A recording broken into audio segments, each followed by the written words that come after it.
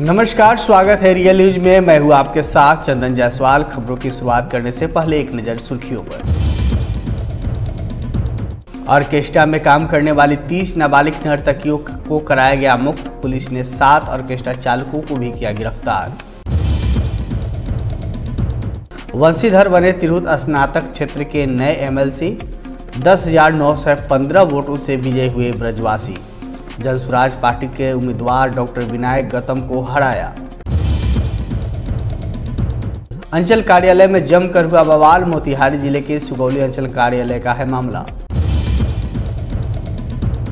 सेठ MR Jaipuria school Motihari ने किया नए सत्र 2025 से 26 के लिए घोषणा।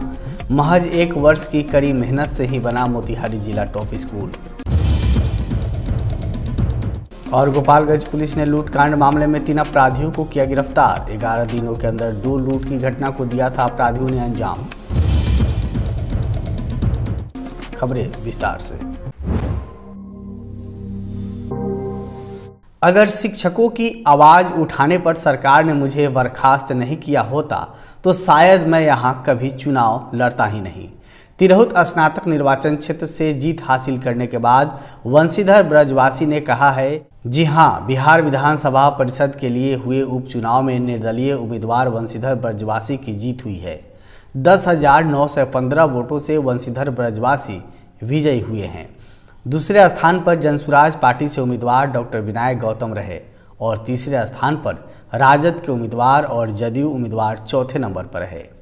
बिहार के मुजफ्फरपुर जिले के रहने वाले एक शिक्षक नेता वंशीधर ब्रजवासी बिहार में शिक्षकों के बड़े नेता माने जाते हैं। शिक्षकों के मुद्दे को बड़ी ही मजबूती के साथ उठाते रहे हैं। यही नहीं बल्कि शिक्षा विभाग में व्याप्त भ्रष्टाचार और लूट को लेकर लगातार आवाज़ उठाते रहे हैं, जिसको लेकर वो चर्चा में रहते थे। यही वजह है कि इसी वर्ष 2024 की जुलाई महीनों में उनको सरकार के आदेश पर बर्खास्त कर दिया गया था। बता दें कि वंशीधर ब्रजवासी मुजफ्फरपुर जिले के मरवन प्रखंड अंतर्गत उच्च मध्य विद्यालय रक्षा पूर्वी में प्रखंड शिक्षक थे। उन्होंने 2005 में ज्वाइन किया था। करते हुए वंशीधर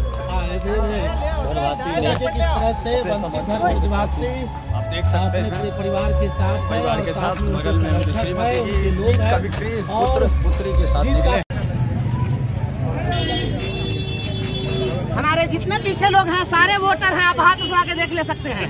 और उसमें जो हाथ उठवाया गया है 1000 लोग में 35 के साथ संघर्ष पसंद चेहरा चुनना चाह रहे थे। तिरहुत के लोगों को वह चेहरा मिल गया है और सभी लोग साथ दिए हैं। सभी लोगों की जीत है। जिन लोगों ने जताया है उन सभी लोगों को मैं हार्दिक धन्यवाद देता हूं कि सभी लोग संघर्ष में साथ दें। बड़ी लड़ाई लड़नी है और बड़ी लकीर खींचनी है। राजनीति में सुचता भी काम करना है और राजनीति को संघर्ष के रूप में परिभाषित करना है। राष्ट्रीय बाल अधिकार संरक्षण आयोग और मिशन मुक्ति फाउंडेशन के साथ सारण पुलिस की संयुक्त कार्रवाई में ऑर्केस्ट्रा में काम करने वाली 30 नाबालिग नर्तकियों को मुक्त कराया गया है। इस संयुक्त अभियान में बिहार, पश्चिम बंगाल और राजस्थान जैसे राज्यों से ऑर्केस्ट्रा में अश्लील गाना पर डांस करने के लिए लाई गई किशोरियों को मुक्त कराने को लेकर गठित टीम के द्वारा छापेमारी की गई है और 7 ऑर्केस्ट्रा चालकों को भी गिरफ्तार किया गया है। बता दें कि राष्ट्रीय बाल अधिकार संरक्षण आयोग को मिली जानकारी के बाद सारण के पुलिस अधीक्षक डॉक्टर कुमार आशीष के निर्देश पर अलग अलग इलाकों में छापेमारी की गई। छापामारी के दौरान कई ऑर्केस्ट्रा ग्रुप से 30 नाबालिग लड़कियों को मुक्त कराते हुए 7 ऑर्केस्ट्रा संचालकों को भी गिरफ्तार किया गया है। वहीं मिशन मुक्ति फाउंडेशन दिल्ली के पदाधिकारी त्रिवेणी आचार्य ने बताया है कि पिछले महीनों में अभिभावकों द्वारा विभाग में शिकायत किया गया था, जिसमें बताया गया था कि लड़कियों को दलाल द्वारा फिल्म और एल्बम में काम कराने का झांसा देकर राशि की उगाही करते हैं। अलग अलग स्थानों पर ऑर्केस्ट्रा संचालकों के हाथों बेच दिया जाता है। वहीं ऑर्केस्ट्रा संचालकों द्वारा किशोरियों को अश्लील गाना पर डांस कराने पर मजबूर करने की बात कही गई थी, जिसके आधार पर सभी को गिरफ्तार किया गया है। बरामद सभी किशोरियों को चाइल्ड केयर भेजा जाएगा। साथ ही गिरफ्तार संचालकों को जेल भेजने की बातें भी कही गई है।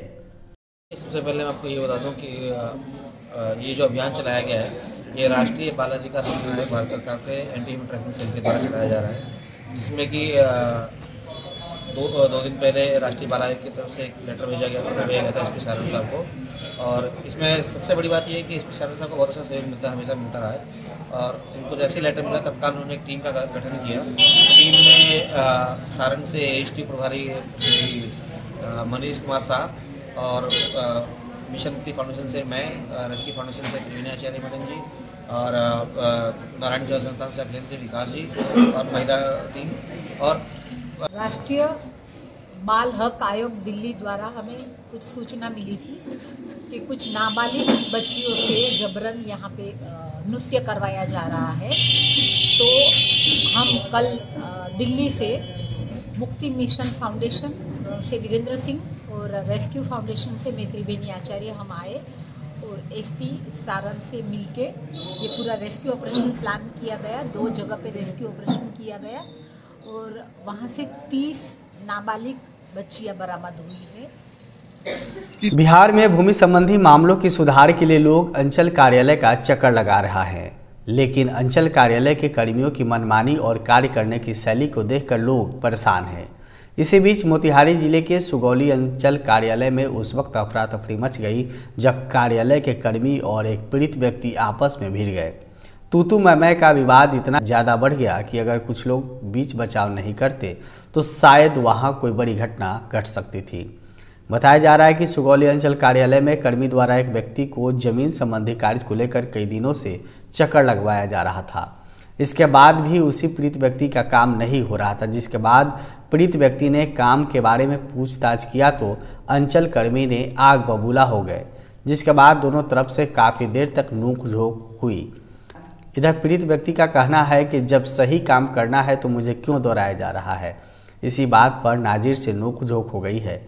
वहीं दूसरी तरफ लोगों का भी आरोप है कि अंचल कार्यालय के कर्मियों की मोनोपोली इस कदर बढ़ गई है कि बिना चढ़ावा के यहाँ कोई काम होता ही नहीं है। सुनिए, हाँ। हमको इनको महीना दिन हुआ कागज दिए हुए, हाँ। मेरा काम नहीं हो रहा है, हाँ। हमारा ये कहना है कि हम आपको, आप मेरे अंचल के नाजिर हैं, हम आपको काफी सम्मान और इज्जत देते हैं सर। आप कहीं मिल जाते हैं तो आपको चाय और पिलाते हैं, खाना भी हमसे खाए। अब मेरा काम 1 महीना से आप लटका के रखे हैं। सीओ साहब अच्छा सीओ है सुगौली के, हमको पता है सीओ साहब का क्या कार्य क्षेत्र है, उनका क्या कार्य क्षेत्र है। ये हमको 10 दिन से कह रहे हैं सीओ साहब। अरे सीओ साहब के स्तर का वो काम नहीं है, इनके स्तर का काम है।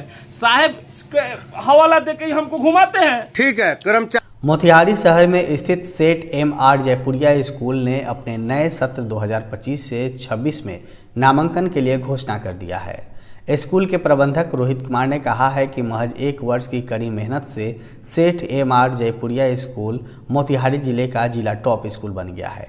इस दौरान उन्होंने कहा है कि आज के ही दिन सेठ MR जयपुरिया स्कूल तब अस्तित्व में आया जब सत्र 2024 से 25 की प्रवेश की घोषणा शहर के रैमसन प्लाजा में आयोजित किया गया था। उस दिन के बाद से स्कूल को एक नई राह देने के लिए बहुत मेहनत की गई। बता दें कि सत्र 2025 से 26 में 2 और कक्षाएं 7वीं और 8वीं कक्षा जुड़ने जा रहा है। इतना ही नहीं, बच्चों के लिए हॉस्टल की भी शुरुआत की जा रही है। साथ ही छात्रों के लिए फिजिक्स, केमिस्ट्री और बायोलॉजी की लैब भी तैयार किया जा रहा है।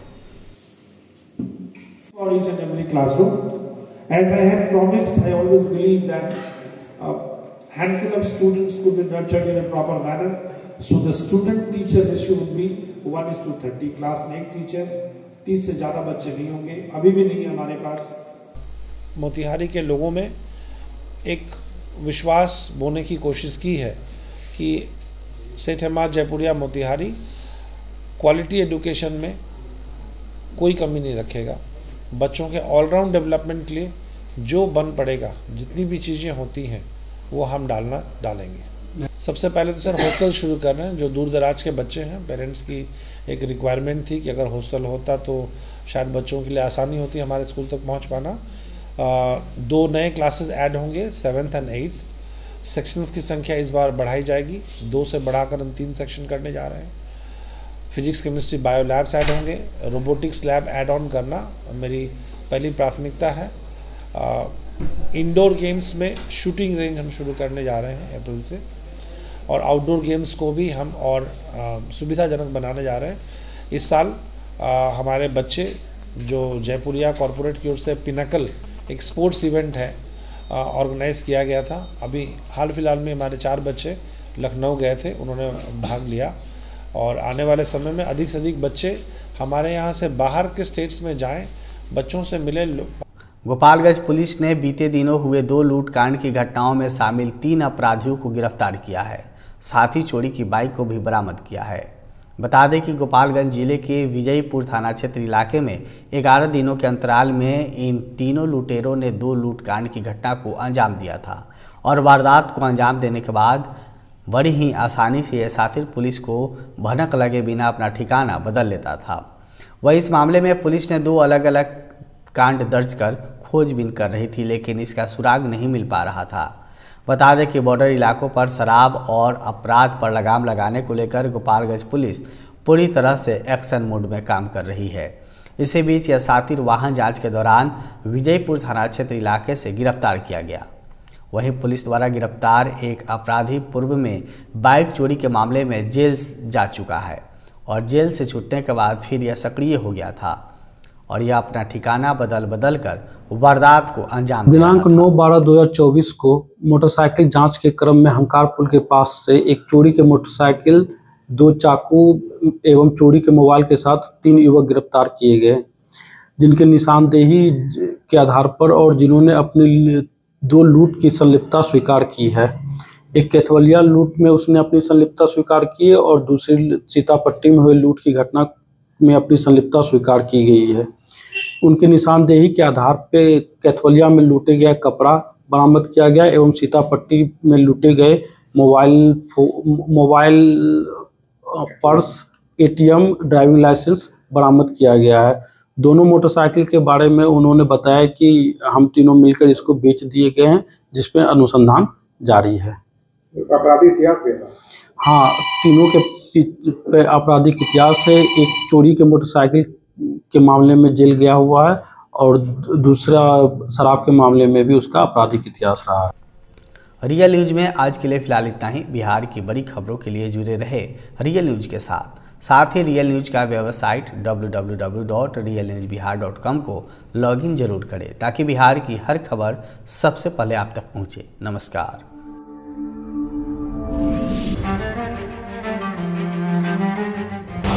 बोल की लब आजाद है तेरी, बोल की सच जिंदा है अब तक, बोल जो कुछ कहना है कह ले, बोल ज़बां अब तक तेरी है।